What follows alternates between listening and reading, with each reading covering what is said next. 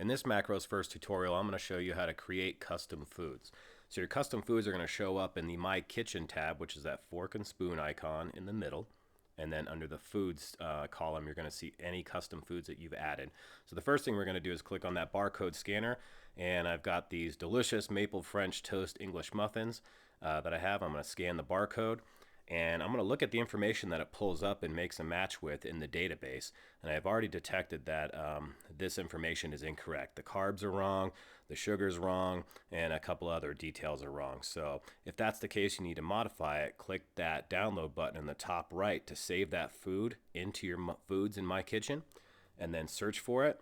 And then from here, you can actually modify the details of the macronutrients to match precisely what the nutrition label shows, so that you have peace of mind that that food entry is correct every time you go to use it. So once you make your changes, hit the check mark at the top, and then boom, that new custom food is going to be showing up in your foods. And then from here, you can hit the plus sign next to any meal, search for that custom food you just created, and once you've identified your custom food, you can tap on it and then adjust the serving size according to the needs of your macros for that meal, and then hit the check mark, and then you can see that food applied.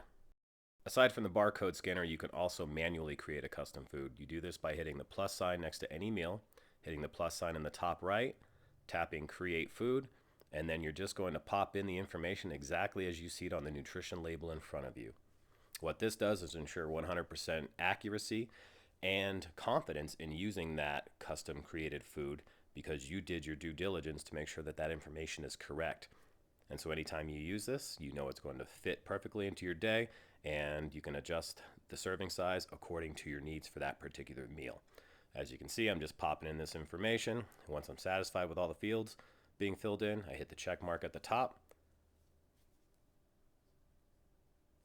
And then, as you can see, that new food has been applied to that meal automatically, and it will also show up under the food section in My Kitchen for use at any time in the future.